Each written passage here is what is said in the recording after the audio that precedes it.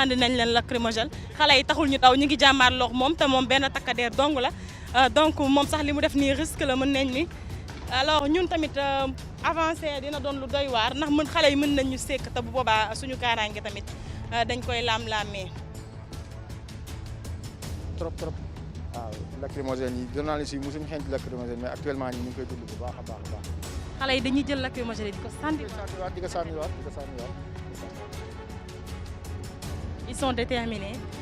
ces jeunes ils sont tellement déterminés doy na waar jàmmaarloo yi boo leen xoolee ci subax léegi la ndax ñu ngi tàmbalee foofu nga xamante ni mooy Rebeuss mu nekk ay quartiers yoo xamante ni ñu ngi nekk ci alentour palais de justice bu Dakar ci subax léegi ñu ngi jàmmaarloo takkadeer yi gannaaw ba ñu yëgee ni rek seen leader mu ngi foofu ca palais de justice bu Dakar.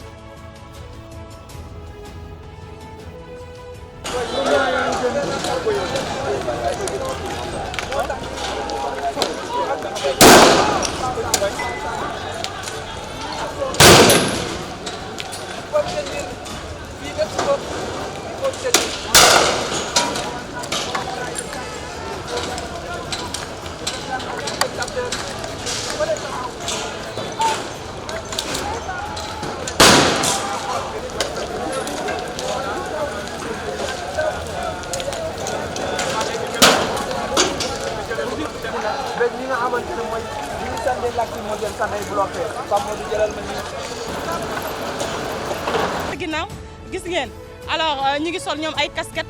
xam naa pour mën a xamante seen biir ndax boo xoolee casquette yi ñoo nduroo sax li ci ëpp boo aussi boo gisee ni ñu solo xamuñu nag ay élément police lañu wala ay civil la yoo xam ne dañ leen engagé leen ba wër ay kii ñenn si ñoom ñu ngi far ay xeer déjà ñu ngi avancé ak force de l'ordre yi ils sont Sénégal xeer yaa ngi gën di ñëw wóoratul xale yaa ngi gën di avancé ragalatuñu ils sont déterminés ragalatuñu dañoo jël décision ñëw jàmmaarloo ñoom. bien sûr loolu moo am ndaxte instant bi nii boo constaté depuis bi nga xamante ni ji commencé nañu marche bi julli jumaa gi juste après seen stratégie lañ yor. li fi xew doy na waar boo leen xoolee avant 15 heures ba léegi ñoom ñi ngi jàmmaarloo ñi nga xamante ni ñooy takkadeer yi te ba tey jeunes yi bàyyiwuñu.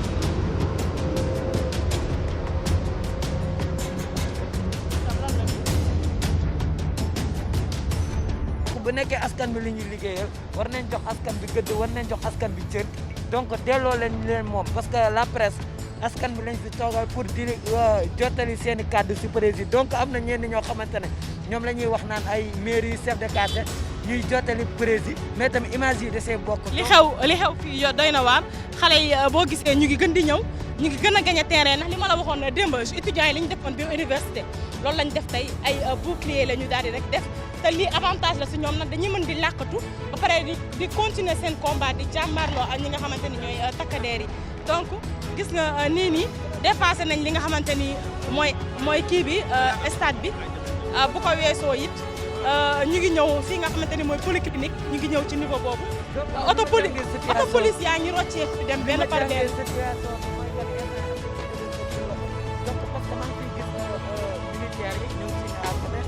donc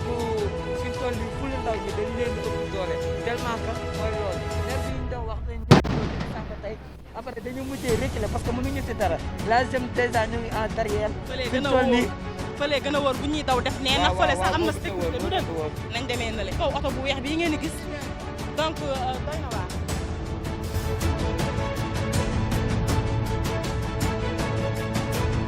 axiirlu lan la ñu nar xamuñu ko.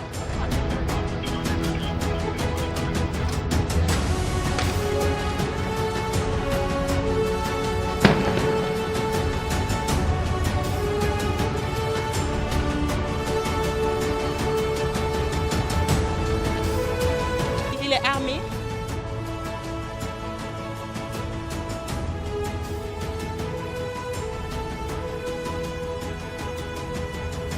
ñoom nag ba ñu ñëwee ak léegi réagiruñu ñu ngi patienté son bi mu ngi ñu ngi patienté boobu ak léegi réagiruñu ñu ngi patienté ana lan la ñu nar ñett ci ñoom ñu ngi ci kaw oto bi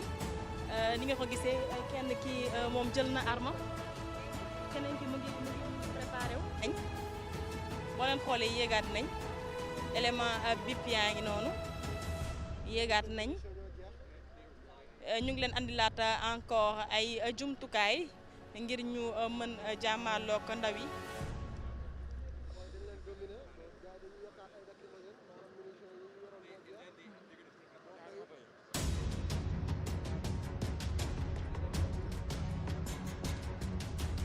alors élément BIP yaa ngi doonu ñu andil leen ay jumtukaay ngir ñu wéyal seen jàmmaarloo ko ndaw yi.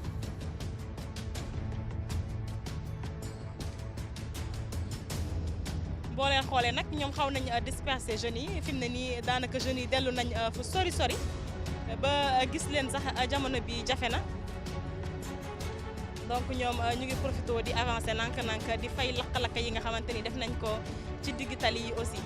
saxaar si bëri na trop côté bi jamono bi alors ni ngeen ko gisee noonu ñaari oto yi voilà échange baa ngi noonu ñu ngi leen di ravitailler ñu ngi leen di joxaat ay jumtukaay ngir ñu continuer seen jàmmaarloo ndaw ñi ñu ngi noonu di leen joxaat ay jumtukaay.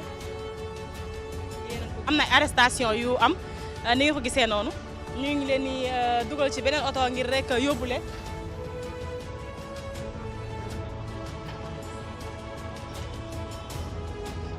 donc jamono bii fii fenn wóoratul léegi benn xeer ñëw na dal suñu biir heureusement laalu kenn mais dafa doy waar. waa Croix-Rouge ngoog maa ngi jëlee sa ginnaaw gis ngeen alors ñu ngi sol ñoom ay casquette xam naa pour mën a xamante seen biir ndax boo xoolee casquette yi ñoo nuroo sax li ci ëpp boog aussi boo gisee ni ñu soloo xamuñu nag ay éléments police lañu. wala ay civil la yoo xam ne dañ leen engagé leen ba wër ay kii ñenn si ñoom ñu ngi far ay xeer déjà ñu ngi avancé ak force de l'ordre yi ils sont bien équipés sol nañ ay casque donc ñu ngi avancé fas yéene ànd ak force de l'ordre yi ngir dem jàmmaarloog ndaw yi situation bu doy waar moo am fii ci avenue Blaise Diagne lii ñaaw na ci image yu Sénégal xeer yaa ngi gën di ñëw. wóoratul xale yaa ngi gën di avancer ragalatuñu ils sont déterminés ragalatuñu dañoo jël décision ñëw jàmmaarloo ñoom. bien sûr loolu moo am ndaxte instant bi nii boo constaté depuis bi nga xamante ni ji commencé nañu marche bi julli jumaa gi juste après seen stratégie lañ yor chaque pratiquement 20 minutes dañuy kii am na y a quelque chose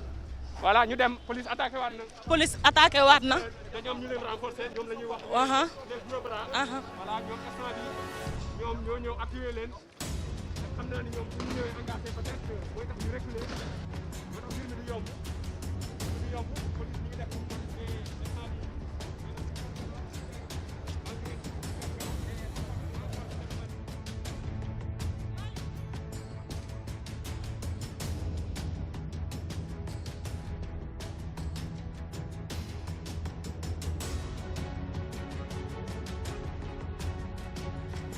li ñu mën jàpp daal ñu ngi def ay stratégie pour neutraliser li nga xamante ni mooy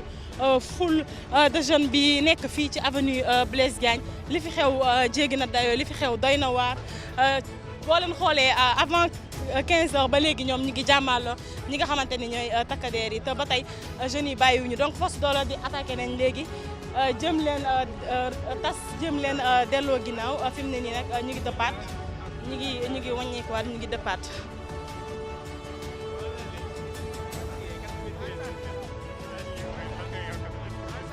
casque yi ñu sol dafa nduroo xëy na pour ñoom ñu xamante seen biir la ñu ngi nemmeeku renfort a ngi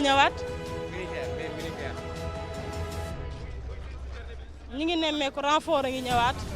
te démb boo leen fàttalikoo foofu ca université jeunes yi noonu lañ doon def étudiants yi dañu créer benn bouclier seen diggante takkadeer yi loolu tamit dekkoon na avantage loolu si ñoom jamono bi jeunes yi fii ci Blaise Diagne ñu ngi koy defaat te ñu ngi leen di wax ñu ngi gën di jege ñi nga xamante ni ñooy takkadeer yi bouclier bi ñuy defaat est-ce que du taxaat ñu gën a gagné terrain ci kaw ñi nga xamante ni ñooy takkadeer yi. alors fii ñu ngi nemmeeku renfort ñëw na gendarmerie ngi dellu donc ak ñi nga xamante ni tey ñoo ñëw pour appuyer les forces de l'ordre ay pick-up la ñu ngi sol ay casque yi daanaka boo xoolee ñoom ñoo ko nduróole donc nemmeeku nañ ci sax benn soxna boo xamante ni mu ngi bokk ci équipe bi nga xamante ni ñoo ànd ak ñoom. Alors là ça devient plus sérieux parce que armée sénégalaise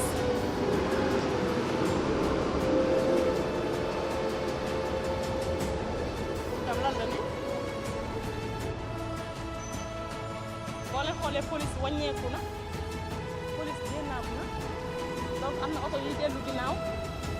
ñi nga xamante ni ñoo civil yu ñuy lam-lamee ndax ils sont de la presse ou pas en tout cas amuñu ci lu ñu leer ñoom ñëw nañ bokk ci li nga xamante ni mooy opération bi takkadeer yi doon def léegi ngir delloowaat xale yi ginnaaw ak jéem leen neutraliser. Alors là lan moo gis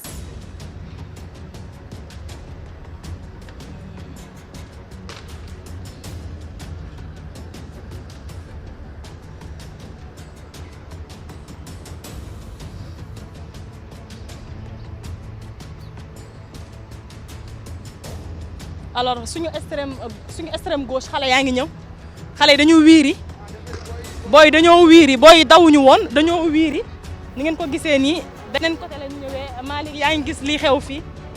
fii doy na waar li xew fii doy na waar alors dañoo wiiri pour ñëw aw beneen côté bi ndax sànq maa ngi leen koy wax naan dem nañ benn instant gisatuñ leen mais dañoo wiiri pour aw côté bi donc xeer yaa ngi gën a ñëw xale yi dawuñu woon dañoo wiiri woon gis nga leen ñu ngi ne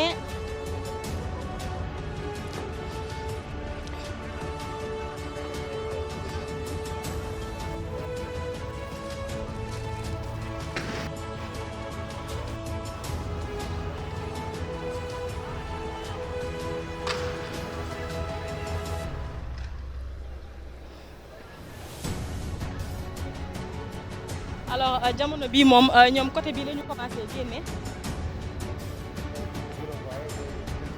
dañu wiiri woon ñu ngi foog ni dañ leen disperser ñu dem seen yoon mais dañoo wiiri woon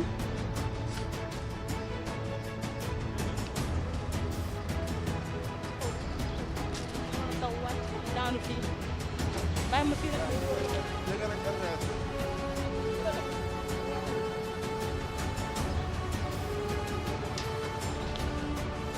am na groupe bu demoon foofu au niveau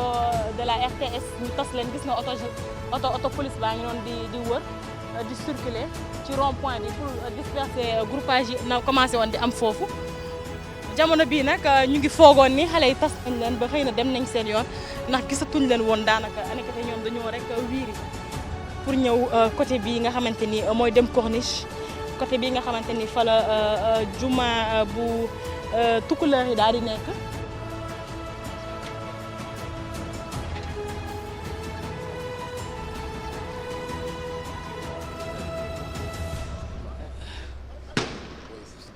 l'armée sénégalaise est là militaire yaa ngi nii kenn si ñoom wàcc na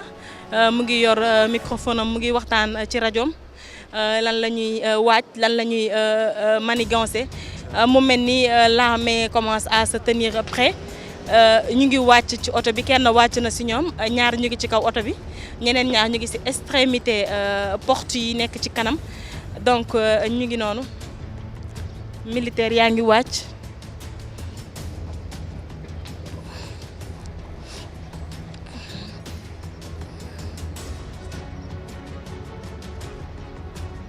xale yaa ngi ñëwaat fi ñu njëkkoon nekk ñu ngi génnaat aussi fi nga xamante ni mooy avenue Blaise Diagne nga xamante ni en face stade Iba Mar Diop nga xamante ni ñoom takkadeer yi tamit ñëw nañ ba fi nga xamante ni foofu la ñu baare woon muy bouclier bi ñu créé woon foofu rek ñëw nañ ba taxaw niveau boobu ñoom it placé seen ay oto waaw sànq ni ngeen ko gisee it jëlaat nañ ay jumtukaay ngir jàmmaarloo. ñu ngi gis benn groupe de policiers ñu def boucle di avancer dem ci kaw ndaw yi ñi avancer dem ci kaw ndaw yi xale yaa ngi leen di sànni ay butéelu verre lañ leen di sànni jamono bi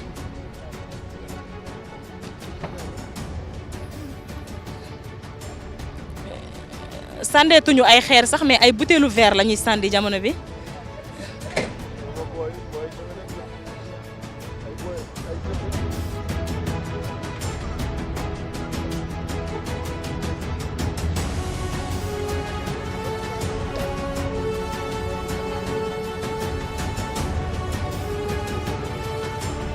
xale yaa ngi gën a jege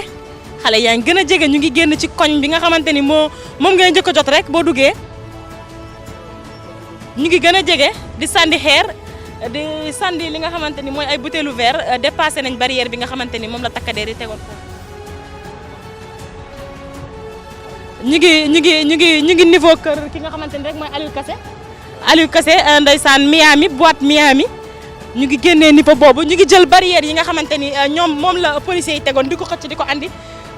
di ko andi mu mel ni ñoom dañuy wane ni rek fi mu ne nii ñoo mëne.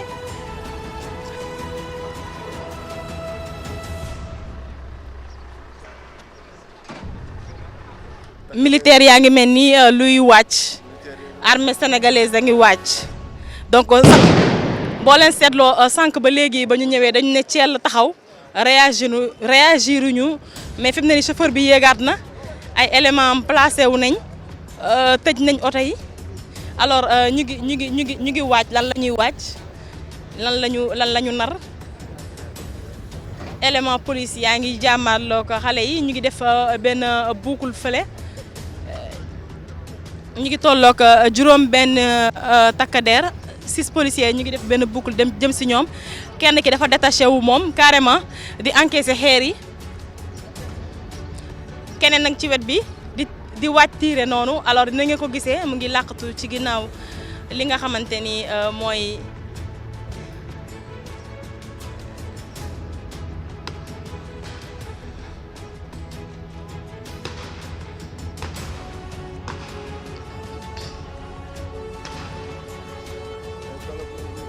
alors kii tiire moom mu ngi avancé xeer yaa ngi jugee ci koñ yi di ñëw ndax ñoom niveau boobu ñu avancé boo leen xoolee ñaari koñ yi après dañ leen di sekk seen extrême gauche ak extrême droite yëpp ñaari koñ yi dañ leen daal di sekk.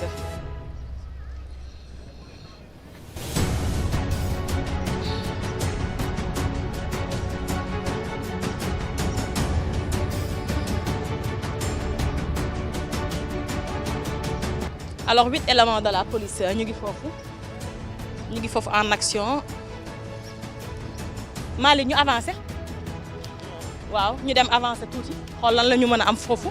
ndax xale yi làqatu nañ ci biir koñ yi donc mën nañ dugg tuuti rek. sàndeetuñu xeer boo xoolee yoratuñu bant yoratuñu gànnaay yëkkati seen ay loxo muy geste de la paix di yuuxu libérer Sonko donc am nañ yaakaar ni mën nañ avancer tuuti rek ba tey du tee ñu du moytu parce que des fois xeer yi ni muy ñëwee doo ko sax gis nga donc jamono bi jàmmaarloo bi taxaw na boo leen xoolee tamit force de l'ordre yi taxaw nañu élément BIP yee fi nekk ñoom it taxaw nañ ne neema di leen xool ak quelques éléments de la police donc ñoom tamit defatuñ leen dara ñu ngi taxaw ne neema di leen xool jeunes yi jege nañ leen torop jeunes yi ñu ngi leen di jege torop réagiruñu ndax du stratégie wala li ñuy def lu dëgg la si ñoom dañuy def marche pacifique aco ñu demaat tuuti ayca ñu avancé tuuti ayca yéen a ko déggandoo noonu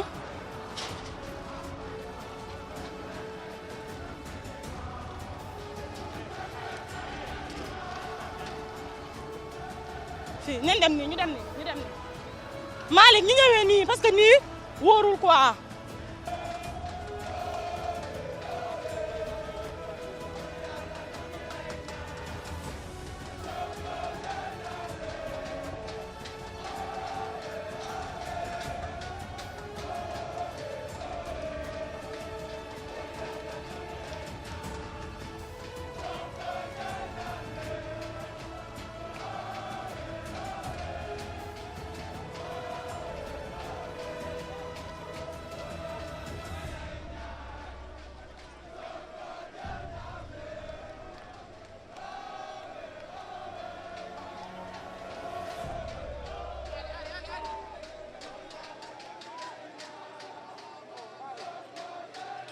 buur yàlla ñu ngi lay ñaan Sonko jël ndam le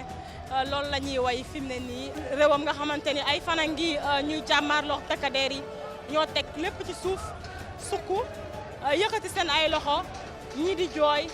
ñii di yuuxu ñii yëkkati li nga xamante ni mooy suñu drapeau national dem nañ ba woy fi li nga xamante ni mooy hymne national bi alors doy na waar. ba tey pour ñi nga xamante ne ñu ngi doog a ñëw di teewlu waxtaan bi ñu jëlaat fi tout information rek. ñun dañu ñëw pour naan li fi ne du yoon wante duñ seetaan kenn muy yàq suñu réew Macky Sall balaa mu fii ñëw suñu réew dafa amoon donc bu demee daf fiy bàyyi suñu réew donc lu ñu bëgg mooy na delloo si xelam bu muy teel ndaxte réew mi kenn jotu fi kenn ñi fi jaar taaluñu ko moom bu mu ko taal nañ jël yëpp ci yoon maanaam dafa toog di def foog ne nit ñi dañu ragal déedéet cër la Sénégal moo bindoo noonu da ngay may cër kilifa mais nag du ragal donc na dellu ginnaaw bu muy teel. ñu gis ne matoo leen fi sax presque 4 leaders mais vous parvenez à atténuer donc la fougue des jeunes naka ngeen réussir pari boobu. waaw c'est parce que ñun lu ñuy wax gis nga nit luy dëgg day yomb jàll lu dul dëgg moom mooy jafe jàll lu ñu leen di wax dëgg rek la ñun dañu ñëw ñu nee leen duñ fi taxaw di leen di seetaan ngeen di toj policiers yi suñuy frère lañ ñoo bokk ak ñoom réew mi donc policiers yi duñ suñuy noonu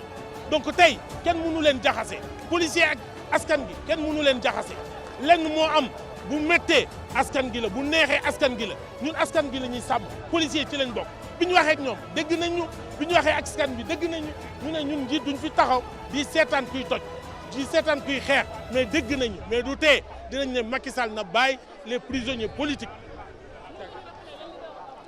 Je suis monsieur Issa Sadio Kanouté, président du parti Engagement pour le progrès du Sénégal, les engagés. Donc on était là pour vraiment calmer l'ardeur. Nous dénonçons l'injustice, mais nous ne voulons pas brûler notre pays. Ce pays est assez important pour nous. Ces policiers et ces jeunes, ce ne sont pas des ennemis, ce sont des frères. Nous avons demandé qu'ils peuvent manifester sans pour autant faire des casses, sans pour autant détruire ce pays. Parce que Macky Sall, ce pays ne l'appartient pas. Il l'a trouvé intact, il partira et le laissera intact. Nous ne le permettrons pas qu'il détruise notre pays parce qu'il n'a pas trouvé un pays détruit. yeneen njiital parti ak yenn kilifa yi nga xam ne ñu ngi ci dëkk bi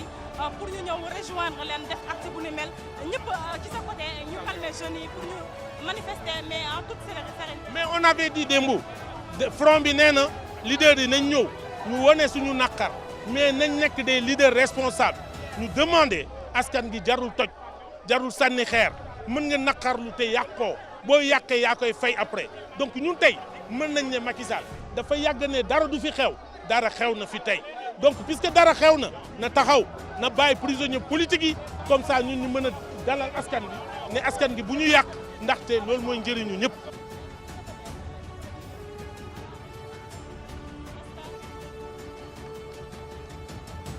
ñu ngi bokk tamit ci homme de tenue yii nii lii image bu rafet la ci Sénégal en tout cas tey lii lu ñuy rafetlu la donc depuis lors gis ngeen xale yi calmé wu nañ ñu ngi sax dëpp ñu ngi sax wàññeeku dëpp lii yëpp di wane seen bonne foi en tout cas pour wane ni jàmm ak salaam rek moo fi xaj et puis ñoom ñoo far ndeysaan lii dafa rafet ñu ngi tàccu takkadeer yi di leen baalu ak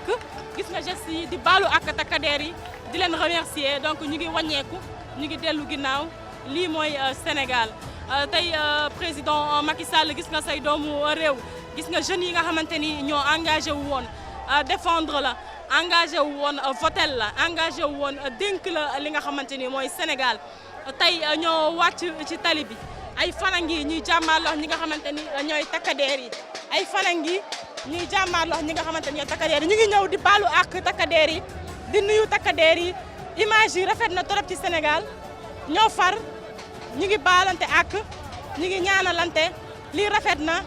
lii ndeysaan daw na yaram te defe naa képp kuy takkadeer tey tamit sa dara yaram dina daw parce que lacrymogène yi ñuy sànni xale yi du lu ñu bëgg bali yi diire du lu ñu bëgg mais situation bi day toll foo xamante ni ñenn ñi ñu ngi fotowu ak takkadeer yi alors xale yaa ngi selfie ak takkadeer yi doy na waar li xew fii on s'y attendait pas du tout mais image yu rafet la en tout cas ci Sénégal image yi la ñu bëgg muy dem ci Sénégal image yi moo ñu neex ci Sénégal donc xale yaa ngi ñëw di selfie ak takk der yi di leen nuyu di leen baalu ak image yi nice la trop la presse sénégalaise est très contente.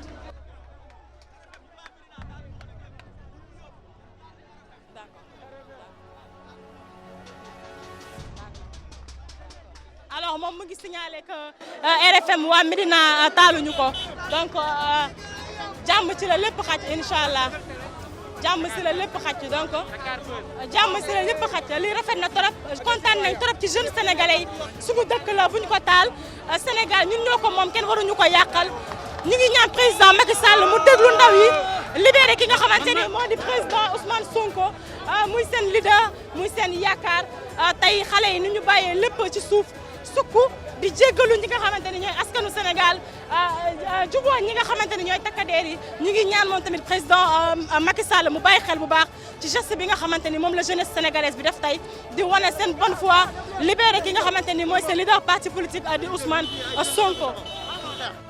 ay jeunes rek a taxaw suñu réew ñun ñoo ko moom waruñu nangu kenn du ñu ko yàqal mais Macky Sall nañu yërëm na yërëm jeunesse bi na yërëm jeunesse bi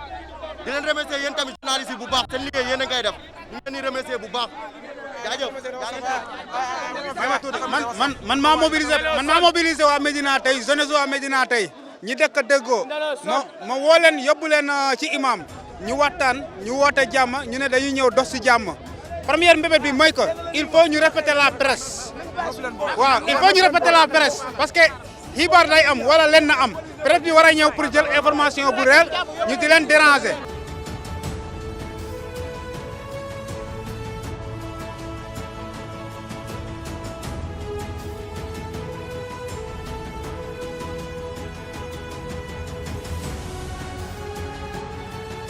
bàyyi libéré leen parce que ay famille lañ en fait c'est le Sénégal bu ñuy xeexee c'est nous qui perdons donc assumons-nous et faisons ça pacifiquement et restons calmes nañ dal quoi.